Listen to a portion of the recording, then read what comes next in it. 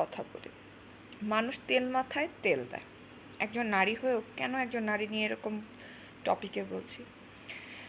একজন নারীর যার গলা মনে করেন অবস্থা খুব একটা ভালো না, দেখতেও যে খুব একটা আহামরি ট্র্যাডিশনাল সুন্দরী তাও না, তার মধ্যেও একটা হাজব্যান্ড গত হয়ে গেছে, 1.5 মাসের মাথায় আর একটা হাজব্যান্ডকে বিয়ে করে, এবং বিয়ে করার পরে সেই হাজব্যান্ডও কোনো না কোনো কারণে বাথরুমে নাই।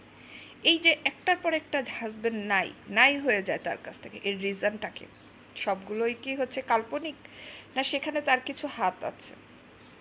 আমি তাকে নিয়ে এরকম একটা ভিডিও করাতে আমাকে একজন চামড়া ব্যবসায়ী বলছেন, লিসন, আপনাকে একটা কথা বলি, সবাই চামড়া ব্যবসা করে না। যেমন আপনি যার মাধ্যম থেকে দুনিয়াতে আসছেন, বা আপনার যে বোন বা আপনার যে সন্তান, সে যেমন চামড়া বিক্রি করে না, তেমনি আমরাও চামড়া বিক্রি করি না। আর চামড়া বিক্রি যদি করি ভাই, এই যে দেখেন মেকআপ ছাড়া ফেজের মধ্যে কোনো কিছুই নাই, এই অবস্থায় চলে আসছি, তাহলে কি চামড়া বিক্রি হইলো? চামড়া বিক্রি হতে আপনার কি মনে হয় কসমেটিক্স নাই আমার কাছে, আমি কি কসমেটিক্স মেখে আসতে পারি না? কিন্তু এটা রুচি নাই, বুঝছেন? এটা রুচি নাই।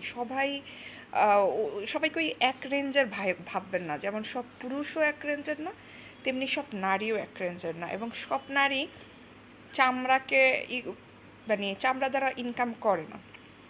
অনেকেই হার্ডওয়ার্কিং করে, অনেকেই স্টাডি করে, এবং অনেকেই পড়াশোনা করে। এবং বাই দ্য ওয়ে, আপনি যে কমেন্টটা আমাকে নিয়ে করেছেন কোনো একজন সেই সন্দেহভাজন নারীকে নিয়ে কথা বলার কারণে, আমার মনে হয়েছে একজন পুরুষ হলেও পুরুষদেরকে এইভাবে দিনের পর দিন 1টা 2টা 4টা 5টা 6টা বিয়ে করাটা কোনো নারীর যেমন উচিত না, এবং সেখানে যেমন কিন্তু আছে, তেমনি একটা পুরুষও যদি এরকম মাস 2 3 4 পর একটা বিয়ে করে, সেখানেও একটা কিন্তু আছে। এবং আপনি যদি দেখেন একটা পুরুষ বিয়ে করেছে 2 মাসের মাথায় তার স্ত্রী নাই, আবার 2 মাসের মাথায় তার আর একটা স্ত্রীকে আপনি বাথরুমে শেষ অবস্থায় পাবেন, আপনি নিজে সন্দেহ করবেন। পুরুষ মানুষ যদি মানুষ হয়ে থাকে, মেয়ে মানুষও মানুষ, তো অপরাধ দুইজনার দ্বারাই হইতে পারে, সেটা পুরুষের দ্বারাও হইতে পারে, সেটা নারীর দ্বারাও হইতে পারে। অপরাধীকে সাপোর্ট না করে একটা ভিডিও বানানোর কারণে আপনি সরাসরি আমাকে ইনডাইরেক্ট করছেন, এগুলো মোটেও ভালো না, ঠিক আছে? সোশ্যাল মিডিয়াতে কথা বললে অন্যায় নিয়ে, তাইলেই সবাই একরকম চরিত্রের হয়ে যায় না।